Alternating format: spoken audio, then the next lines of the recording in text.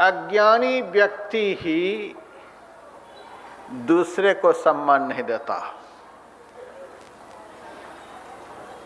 जो व्यक्ति ज्ञान की अवस्था में रहता है, जो व्यक्ति ज्ञान संपन्न है, जिस व्यक्ति का अंतःकरण प्रकाशित हो रखा है, ऐसे प्रकाशमान अंतःकरण वाले महापुरुष सदैव दूसरे को सम्मान देते हैं।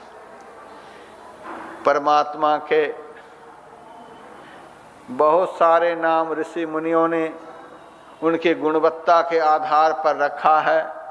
उन बहुत सारे नामों में विष्णु सहस्र नाम में एक नाम उनका है अमानी, दूसरा नाम है मानदह। भगवान का एक नाम है अमानी। अमानी का अर्थ होता है मान नहीं चाहने वाले।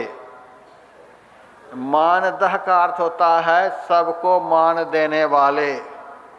ये दो गुण यदि किसी में आ जाएं, आप लोग घर परिवार रोजगार को छोड़कर यहाँ कथा में आए हुए हैं। आज की कथा में मैं शिव पुराण से सुना रहा हूँ।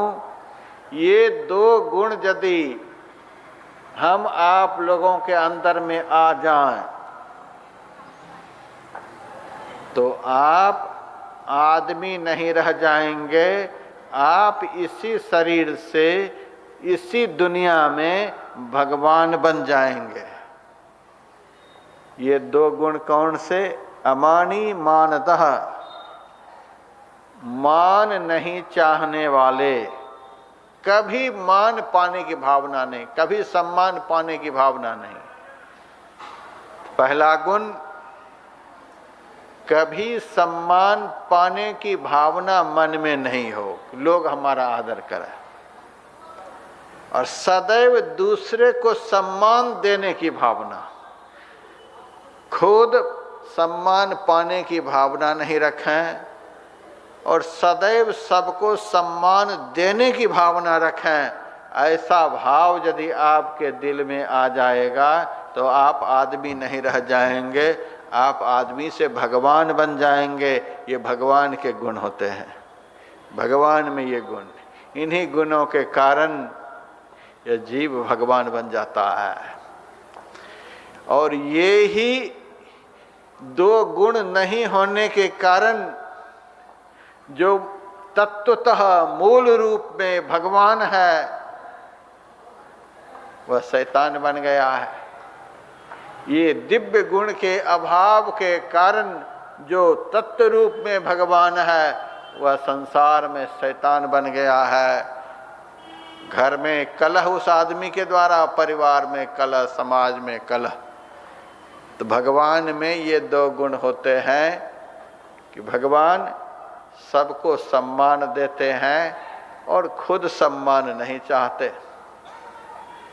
और संत के लक्षण में रामायण में लिखा हुआ है, सबहि मान प्रद आप अमानी।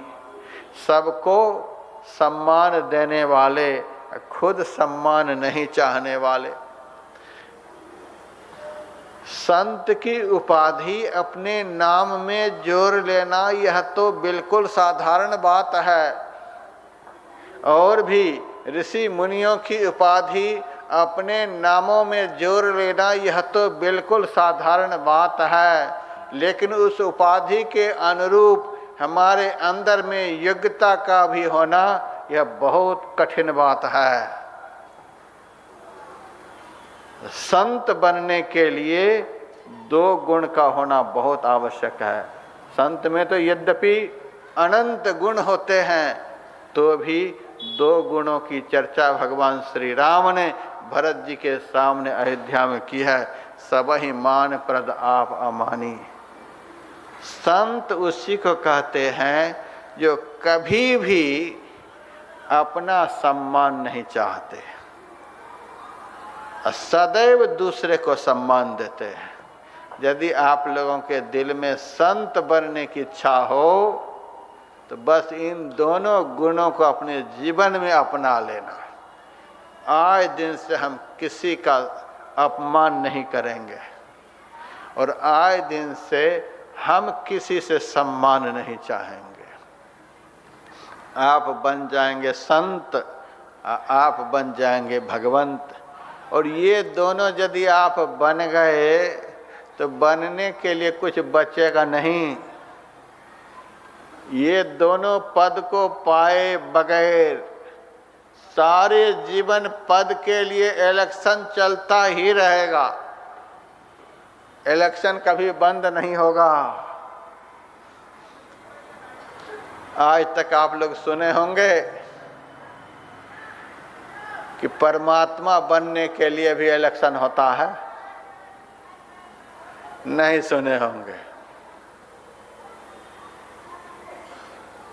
परमात्मा बनने के लिए इलेक्शन नहीं होता है, क्योंकि परमात्मा हजार नहीं होते हैं, परमात्मा एक ही होते हैं। और इलेक्शन वहाँ होता है जहाँ कुछ बनने की भावना होती है।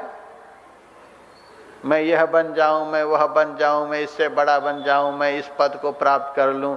जहाँ कुछ पाने की इच्छा है, जहाँ कुछ बनने की इच्छा है, वहीं पर इलेक्शन होता है। जहाँ परिपूर्णता है, जहाँ कुछ अभाव ही नहीं है, जहाँ परायापन है ही नहीं, जहाँ यह द्वैत भाव है ही नहीं, यह दूसरा है, जहाँ सदैव यह भाव है सब अपना है, सब अपना है, सब मेरा है, सब मेरा है, वहाँ इलेक्शन हो ही नहीं सकता है। जहाँ मेरा और तेरा का भाव है, जहाँ बड़ा छोटा का भाव है, जहाँ बड़े को छोटा बनाने का भाव है, वहीं पर इलेक्शन होता है। संत में कभी इलेक्शन नहीं होता, क्योंकि ये तो सदैव दूसरे को बड़ा बनाना चाहते हैं। संत सदैव अपने से बड़ा सबको बनाना चाहते हैं, इसीलिए सच्चे संत में कभी इलेक्शन नहीं होता है। नकली जो होते हैं वे आपस में लड़ते हैं, आपस में झगड़ते हैं, लेकिन सच्चे संत में आपस में इलेक्शन नहीं होता। वे तो सबको बड़ा ही बनाना चाहते हैं। जहाँ खुद को बड़ा बनाने की भावना ही नहीं है, वहाँ तो इलेक्शन हो ही नहीं सकता। यह संत का लक्षण है, सबहि मान प्रद आप अमानी। भगवंत का भी यही लक्षण, अमानी मानतः मान्य। संत और भगवंत तुलसीदास जी महाराज की वाणी में दोनों एक। संत भगवंत अंतर निरंतर नहीं, किमपि मति विमल कह दास तुलसी। संत भगवंत में कोई अंतर नहीं, इसीलिए कि दोनों के अंदर ये दोनों दिव्य गुण होते हैं। ये दोनों कभी भी सम्मान नहीं चाहते, सदैव सबको सम्मान देना चाहते हैं। इलेक्शन नहीं, इलेक्शन नहीं तो खर्च नहीं। आज देखिए कितना खर्च हो रहा है, इलेक्शन में कितना खर्च हो रहा है। यदि कोई वरिष्ठ नेता, देशभक्त, राष्ट्रभक्त नेता चाहते हैं कि इतना इलेक्शन नहीं हो, तो जितने विपक्षी चोर हैं वे इस बिल को पास नहीं होने देते, क्योंकि सब सदैव इलेक्शन चाहते हैं, सब सदैव एक दूसरे को छोटा बनाना चाहते हैं, सब सदैव अपने को बड़ा बनाना चाहते हैं। जहाँ दूसरे को छोटा बनाने का भाव है, जहाँ सबसे बड़ा बनने का भाव है, जहाँ सत्ता और पैसा को हड़पने का भाव है, वहाँ इलेक्शन कभी बंद नहीं हो सकता है। तो ब्रह्मा जी विष्णु भगवान में लड़ाई नहीं होती है। यह तो उन्होंने इस संसार रूपी रंगमंच पर जन्म लिए हुए संसार के जीवों को ज्ञान देने के लिए कि एक दूसरे को सम्मान नहीं देने के कारण आपस में लड़ाई होती है। और बड़ा भारी संघर्ष हो रहा है ब्रह्मा जी और विष्णु भगवान में। किसी भी प्रकार से लड़ाई बंद नहीं हो रही है। 3300 कोटि देवता अत्यंत व्यथित हो गए। एक तरफ से सुदर्शन चक्र चल रहा है तो दूसरी तरफ से महाभयंकर वज्र चल रहा है। कहीं से वज्र तो कहीं से सुदर्शन चक्र। ऐसे वातावरण में शांति की संस्थापना कैसे हो? सब देवी देवता जब आपस में झगड़ कर परेशान हो गए कि यह लड़ाई बंद होने वाली है नहीं। जब तक एक दूसरे को सम्मान नहीं देंगे, जब तक आप अपमान को बर्दाश्त नहीं करेंगे, तब तक लड़ाई बंद नहीं होगी। यदि लड़ाई को बंद करना चाहते हैं तो भगवान की शरण में जाना होगा। जिनके अंदर में सम्मान पाने की भावना नहीं है, सबको सम्मान देने की भावना है, ऐसे महापुरुष की शरण में जाने की आवश्यकता है। सब देवी देवता मिलकर के भगवान शिव शंकर की शरण में गए कि महाराज, हम देवता लोग आपस में लड़ रहे हैं, झगड़ रहे हैं, कृपा करके हम समग्र देवी देवताओं की लड़ाई को आप शांत करो। आप ही शांत कर सकते हो। भगवान शिव सदैव शांति की मुद्रा में समाधि लगाए बैठे रहते हैं। समाधि की अवस्था में समत्व की प्राप्ति होती है। यम, नियम, आसन, प्राणायाम, प्रत्याहार, धारणा, ध्यान, समाधि। समाधि उस अवस्था का नाम है जिस अवस्था में पहुंच जाने के बाद समत्व की प्राप्ति हो जाती है। मन की विषमता समाप्त हो जाती है। जिस अवस्था में पहुंच जाने के बाद सब अपना ही दिखलाई देता है। जिस अवस्था में पहुंच जाने के बाद कोई पराया नजर नहीं आता। प्राणी मात्र के प्रति मैत्री का भाव उत्पन्न हो जाता है। सब में अपने को देखता है, अपने में सब को देखता है। इसी सर्वोत्कृष्ट अवस्था का नाम समाधि है। भगवान शिव शंकर कैलाश में रहते हैं। एक तो कैलाश पर्वत हमारे देश के ही कुछ लीडरों के कारण भारत से चीन में चला गया। कैलाश में लोग आज भी जाते हैं यात्रा करते हुए। कैलाश पर्वत का दर्शन करते हैं, मानसरोवर का दर्शन करते हैं। बहुत ऊंचा पहाड़ है कैलाश। आज लोग जाते हैं उस पहाड़ पर। वहाँ मानसरोवर भी है, मानसरोवर को भी देखते हैं। लेकिन हम लोगों से पूछते हैं कि गए थे कैलाश मानसरोवर, तो मानसरोवर में 1000 दल वाला कमल दिखलाई दिया। तब देखने वाला कहता है ऐसा कमल तो दिखलाई नहीं दिया। 2 कमल की जड़ लेकर हम गए थे वहां लगाने के लिए, तो वह कमल भी रास्ते में ही गल गया। कमल तो मैंने नहीं देखा।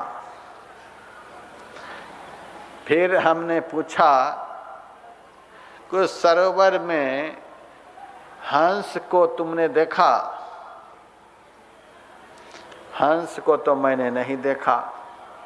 बगला वगैरह तट पर घूम रहा था, लेकिन हंस नजर नहीं आया। जिस मानसरोवर को लोग देखने के लिए जा रहे हैं, ये सब तो नकली मानसरोवर हैं, लेकिन शास्त्र में मानसरोवर की जो चर्चा है, उस मानसरोवर में हंस होते हैं, कमल होते हैं। फिर मैंने पूछा कैलाश में भगवान शिव रहते हैं पार्वती जी के साथ, भगवान शिव का दर्शन हुआ? तब कहता है भगवान शिव का तो दर्शन नहीं हुआ। कैलाश में कहते हैं भगवान शिव विराजते हैं, तुम्हें दर्शन नहीं हुआ। क्या बात है, तुम्हें देखकर भगवान भाग गए क्या? कैलाश में कहते हैं भगवान शिव रहते हैं, तुम्हें दर्शन नहीं हुआ। तो कैलाश का मतलब क्या है? ऊंचा पहाड़? नहीं नहीं,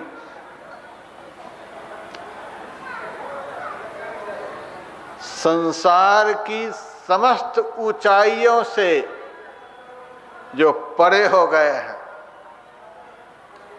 संसार की समग्र ऊंचाइयों से जो परे हो गए हैं, स्थूल से परे, सूक्ष्म से परे, कारण से परे, महाकारण से परे, कैवल्य से परे, द्वैत से परे, छह विकारों से परे, इंद्रियों से परे, समग्र दुर्गुणों से, दुर्विकारों से, समग्र प्रपंचों से जो परे का स्थान है, उसी परम धाम को कैलाश कहा जाता है। लेकिन लोगों ने समझ लिया सबसे ऊंचा पहाड़।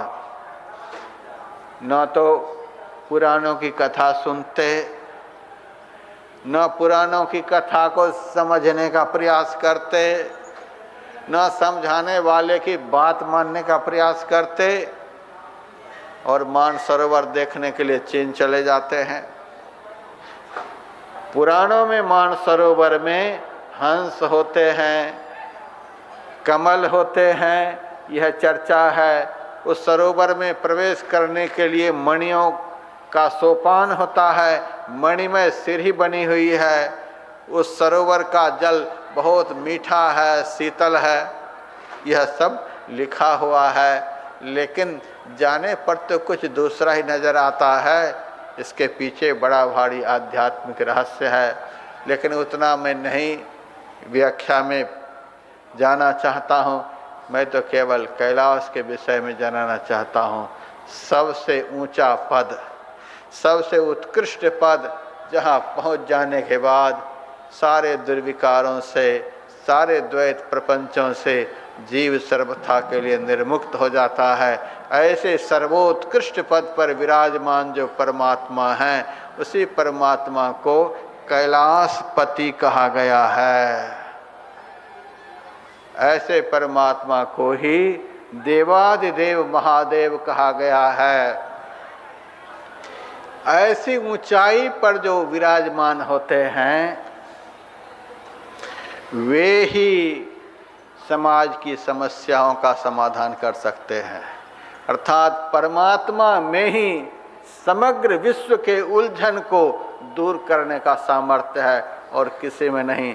सभी देवी देवता आपस के संघर्ष से परेशान होकर के भगवान शिव की स्तुति करने के लिए कैलाश गए। भगवान शिव प्रसन्न हुए और देवताओं को आश्वासन दिया, तुम लोग चलो, मैं पीछे से आ रहा हूँ आपस के संघर्ष को दूर करने के लिए। भगवान शिव सब देवी देवताओं को वापस भेज दिए और स्वयं एक परम ज्योतिर्मय प्रकाश स्तंभ के रूप में ब्रह्मा और विष्णु के सामने प्रकट हो गए। अत्यंत प्रकाशमान स्तंभ के रूप में देवी देवताओं के सामने, ब्रह्मा विष्णु के सामने प्रकट हो गए। उस प्रचंड प्रकाश के दर्शन मात्र से ही देवी देवताओं का द्वैत भाव समाप्त हो गया, आपस की लड़ाई समाप्त हो गई। सारी लड़ाइयाँ उस प्रकाश स्तंभ के दर्शन मात्र से ही शांत हो गई, बंद हो गई। इसका क्या भाव है? उस परम ज्योतिर्मय स्तंभ के दर्शन मात्र से ही आपस की लड़ाई बंद हो गई, द्वैत भाव समाप्त हो गया, संघर्ष समाप्त हो गया। ये लड़ाई झगड़े वैमनस्य द्वैत प्रपंच कहाँ होता है? यह सब होता है अज्ञान में। जब तक जीव अज्ञान में रहता है तभी तक उस अज्ञानी जीव के अंदर में विकार उत्पन्न होता है, द्वैत भाव उत्पन्न होता है, विषमता उत्पन्न होती है। अपने अंदर में प्रचंड ज्ञान का प्रकाश होते ही ये सारी विषमताएं, सारे द्वैत प्रपंच, सारे दुर्विकार सब समाप्त हो जाते हैं। सभी देवी देवताओं के बीच में वह परम ज्योतिर्मय प्रकाश स्तंभ प्रकट हुआ। सब देवी देवता शांत हो गए, लड़ाई बंद हो गई। अंतःकरण के प्रकाशित हुए बगैर, अंतःकरण में प्रकाश हुए बगैर द्वंद्व द्वैत मिट नहीं सकता है, द्वेष भाव दूर नहीं हो सकता है। सभी देवी देवताओं की लड़ाई शांत हो गई। परमात्मा के दिव्य प्रकाश के दर्शन से सबके अंदर के द्वैत, सबके अंदर की विषमता, सबके अंदर के दुर्विकार, सबके अंदर के अभिमान अहंकार सब समाप्त हो गए। बाहर में भी बहुत प्रकाश है, लेकिन बाहर के प्रकाश के दर्शन से ये विकार शांत नहीं होते, द्वैत प्रपंच शांत नहीं होते। जब तक अपने अंतःकरण में परमात्म प्रकाश के दर्शन नहीं होंगे तब तक अंदर के दुर्विकार शांत होने वाले नहीं हैं। ये प्रचंड प्रकाश स्तंभ क्या है? यही परमात्मा की ज्योति है। परमात्म ज्ञान के अभाव में ही संसार में दुख है, क्लेश है, विपत्ति है, उलझन है। अज्ञान अंधकार में पड़े हुए जीव ही आपस में लड़ते हैं, झगड़ते हैं, द्वंद्व द्वैत में पड़े रहते हैं। परमात्म प्रकाश के दर्शन मात्र से सब के सब वहाँ शांत हो गए।